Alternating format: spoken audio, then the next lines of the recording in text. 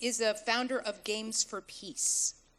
And he's going to tell us how he uses commercial games to bring kids who are in conflict situations, Arab, Israeli children, Jewish and Arab children together. And actually, you even work in countries that are officially at war. Yes, correct? That's right. So he's going to talk to us today about how using games like Minecraft can help bring kids together.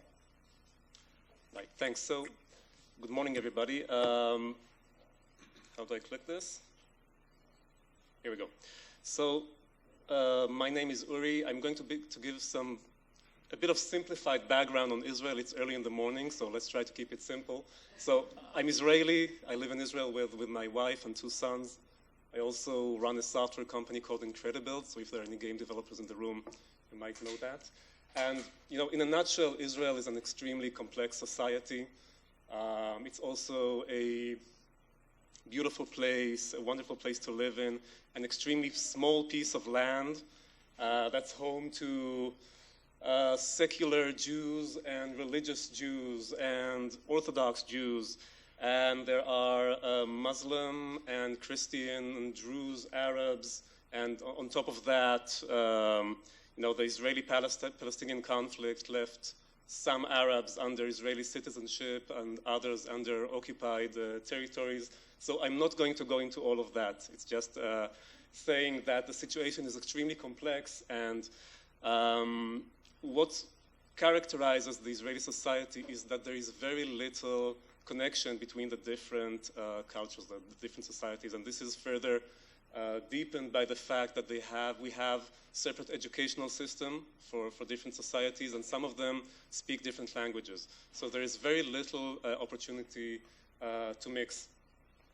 So this unfortunately leads to hostility, to ignorance, and unfortunately, also, there's a sense of despair, really, of a feeling that, this is not going to change through our lifetime. But, and this is what Games for Peace is trying to explore, more and more so, our kids are playing computer games, and more so, our kids are connected to the internet. So the question is, and that's what we're trying to do, is trying to find out if this can bring kids from these different ethnical, national, religious groups closer together and more open one to the other.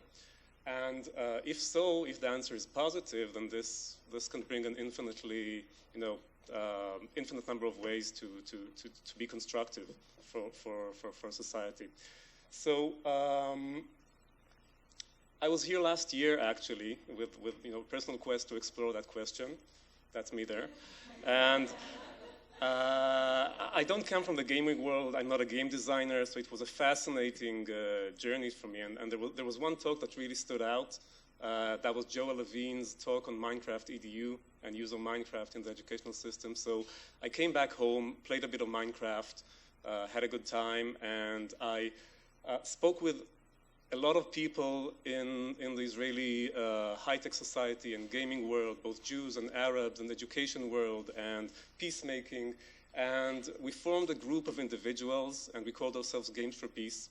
And we decided on a few principles for our work and activities. So the first thing we wanted to do is to build programs and events that are going to use existing popular multiplayer games like Minecraft, but also others. We're not going to develop our own games, but basically we're going to leverage games kids want to play in the first place, for the area of peacemaking. So that was the first principle. The second was to focus, to choose games which focus on collaborative play and communication, because that's the sort of desired side effect we want to achieve. The third was to keep gameplay completely apolitical. There are activities which, explicitly talk about the conflict and the national identity and ethnic identity and so on. We want to keep this all about fun and let fun do its thing. And we want to start small and think big, and more on that later. So we chose Minecraft as our first game. I'm not going to say a single word about Minecraft, so if anyone in the room doesn't know what Minecraft is, please just ask the person next to you. He or she will tell you. And we started working, and one of the things we do is monthly Play for Peace weekend virtual events, which are basically virtual events which we organize. You can play them from their home. We use social media like Facebook to invite kids from countries from across the Middle East and just try to make a fun event that lasts through 1 weekend. Each event has its theme and so on. And we also customize the game to support what we're trying to achieve. So for example, we connected Minecraft's chat system with Google Translate. So you can set your native language, and then whatever comes up in the chat appears in your native language. So that's sort of important for the language barrier. So so far we've held 3 of these events. Each one had between 50 and 100 participants playing, coming from countries like Israel, Palestine, Egypt, Lebanon, Jordan, Saudi Arabia, and that in itself, is an achievement we're proud of. I mean, you have to understand that for these kids, for most of them, this was the first time they experienced a shared positive experience with a child from one of these countries. So just having fun with another kid is significant. I don't have the time to go into the challenges we're facing. There are a few, and we're still working on these. We have players sort of forcing the game into politicized areas which we don't want. We want it to be about fun. We're facing objections surrounding anti-normalization, especially from the Arab countries. Not wanting to have anything to do with a project that has to do anything with Israel.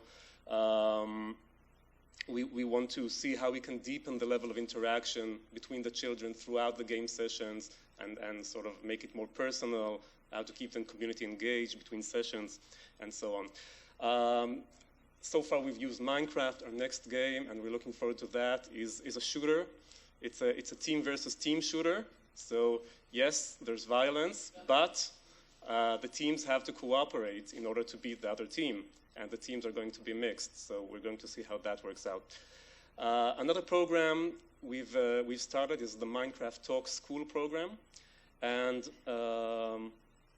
what we do here is it's based in Israel, and basically 2 schools, one Arabic-speaking and one Hebrew-speaking, meet for a series of weekly virtual encounters.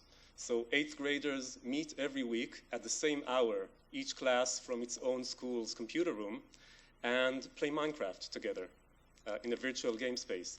And we split them into 2 teams. So it's the red team versus the green team. And each team mixes players from each of the classes. And they go through a series of challenges together that need more and more communication and collaboration between the kids. So they have to work together in order to beat the other team. And only after 6 virtual encounters do the kids actually meet face-to-face and then sort of meet the faces behind the avatars. So we've just finished our first pilot program, which was fascinating.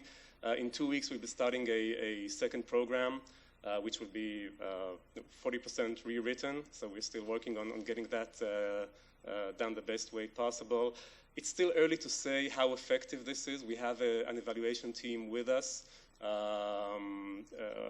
evaluating the project. I think that the first one was sort of a pilot to see how things are going, but we're hoping to get concrete evidence within the next few months. So before I end the presentation, I want to share sort of a long-term dream for the Game for Peace vision.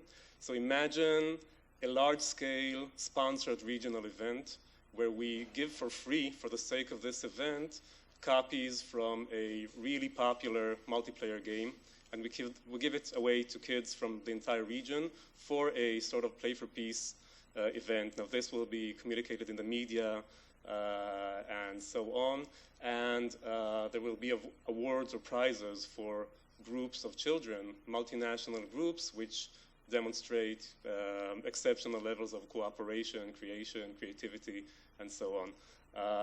And this has the potential within one single event to reach tens of thousands of children who don't have another opportunity to reach out to one another and to play together and to really experience, the human side of the other. So this is all going towards that direction. This is sort of the long-term vision for Games for Peace.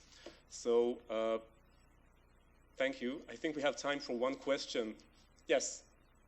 It's very exciting and wonderful.